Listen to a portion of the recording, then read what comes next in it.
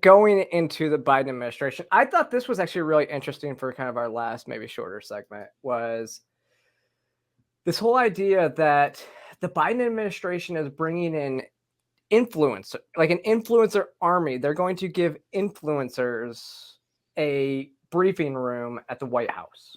Mm-hmm. And I thought this was interesting because I wrote it up, but that's not there. I'm glad you wrote that up.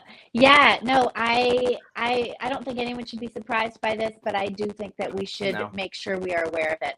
When Jen Psaki was leading the press response at the White House for COVID and for the start of the Ukraine entanglement, she brought in influencers. She brought in influencers and gave them the messaging for COVID. Then she gave them the messaging for Ukraine. And they know that these influencers, a lot of them are not super up on the news cycle. They maybe are not doing a ton of their own investigation and digging. So the White House comes in, glamour.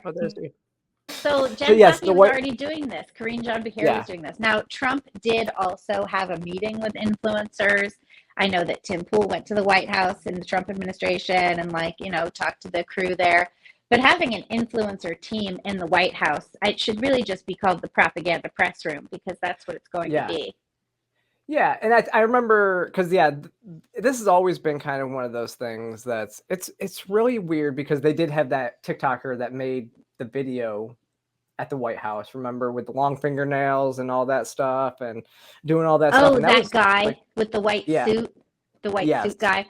So the thing about the white suit video that really I found troubling was that he was not wearing a blouse or anything or a shirt underneath. There was nothing. And I just could not imagine the dry cleaner bill after that. That must have been so, I was just oh man, put on a shirt. It's okay to wear clothing. It's okay to wear a shirt.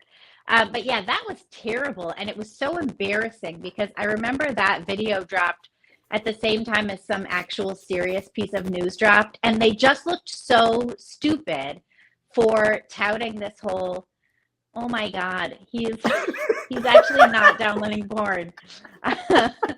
This person here, Mr. Avatar.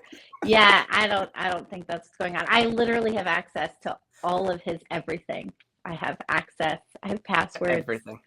I have it all because I know what young men are like. So do I. Yeah, I bet you do. I have all the passwords. We're getting off soon. Anyway. No, he's out there playing. He's playing TF2 with his friend online. So. Oh yeah, that's always gonna draw it. Yeah, because it's spring break. Yeah. So. Oh. Okay. But yeah, so they did, and I remember when Ukraine happened, it was so you're gonna get all these Gen Zers that know nothing about the world and just give them the talking points to go pitch to everybody. I think that's interesting. And you're right, because now they've basically hired, and this is where I think you get into a little bit of ethics violations, is because now they have 4 paid employees that work for the White House to basically give out propaganda to the country, which all those influencers should now have U.S. backed state-run media accounts. Either that, or why not just put the influencers in the press room? Let them ask questions with Pete Ducey and Kristen Welker and everybody else. Apparently, that's what they had asked for. From the report, that's what they had asked for, and then they were we're just going to give you your own room, and we're going to push this. But if they move in to start pushing campaign stuff, then it's going to be an issue. Well, that would be a serious violation. Even when you talk to the DeSantis camp, I've tried to ask the governor's press office questions, and they're like, nope, that's a campaign question. I'm like, damn it. But you guys always get back to me. Yeah, exactly. So they're going to have to, if they give briefings to these influencers, they're going to have a C-SPAN camera in there at all times so that the people can actually monitor to make sure that they're not pushing campaign propaganda out there, because that will be a huge issue. But there's got to be some oversight. This is just going to turn into the Dylan Mulvaney show all day, every day at the White House. Yeah, I don't think things are going as that great for Dylan Mulvaney. The attacks, there's just so many attacks. I kind of hate to see it, even as much as I think that the 365 Days of Girlhood project warrants the constant attacks. I do kind of hate to see this poor kid just constantly getting lambasted. I don't know if Mulvaney knew what 365 Days of Girlhood was really going to entangle him in, but I don't know about this. I do feel bad for him, but I'm gonna keep attacking. Well, that's the thing is, I mean, then what's plays next? into this. Is the next thing going to be like jockey panties? Is he going to do that next? But that Dylan little plays hanky so panky. Much into it. No, hanky panky would be more of the brand. Right? Yeah, but I mean, you do start to feel bad because that these brands are using him, which I learned more about that this weekend too, was about CEI scores from the HRC. And how, I remember you were working on that. And so how these companies, it costs them more to lose their CEI scores, which is tied into their ESG score, than it would be by these protests that will go away in like a month. And so they have to use somebody like Dylan Mulvaney to push these woke narratives so that they get all this press for being an inclusive company. And so I think we need to really take a deep dive. I'm leaning more into taking that deep dive into ESG and everything like that, because BlackRock and all those places.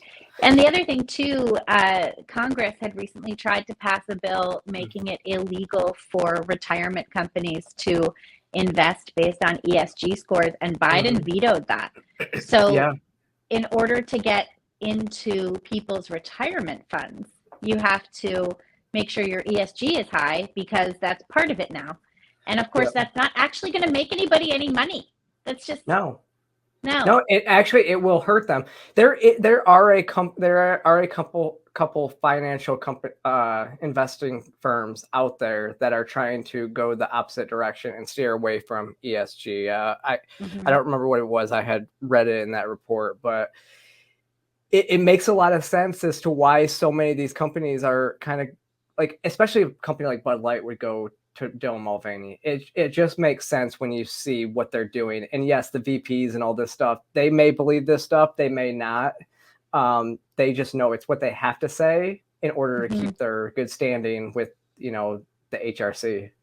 Yeah, exactly. And it's really that's not what businesses should be doing, because you can't serve two masters at once. No. You can't serve your ESG score and your shareholders at the same time. And the shareholders are going to be the ones that are going to suffer. And those shareholders, that's like the Ontario Teachers Union. I mean, we're not talking about like some big Park Avenue fella. We're talking about like literal retirement pension funds put together by, whatever school district or the garbage men collection union thing, whatever it is. That's what you're talking about, the restaurant workers. I mean, the CEO of BlackRock basically said, if they don't play along and be a good corporate governance, they basically won't be a corporation anymore, because they like BlackRock and all of them will pull their money. Yeah, and so it's messed up.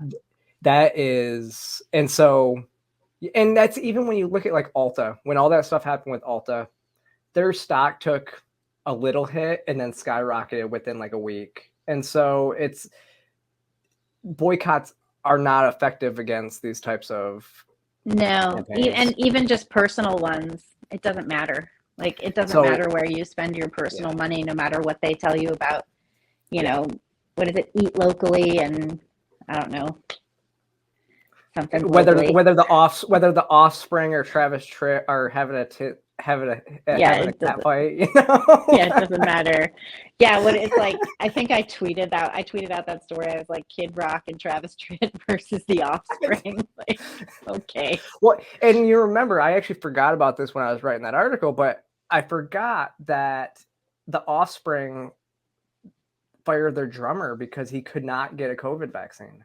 And so they've gone woke. And he's working with Tim Pool now, which is cool. I didn't know that. Yeah, it's pretty cool.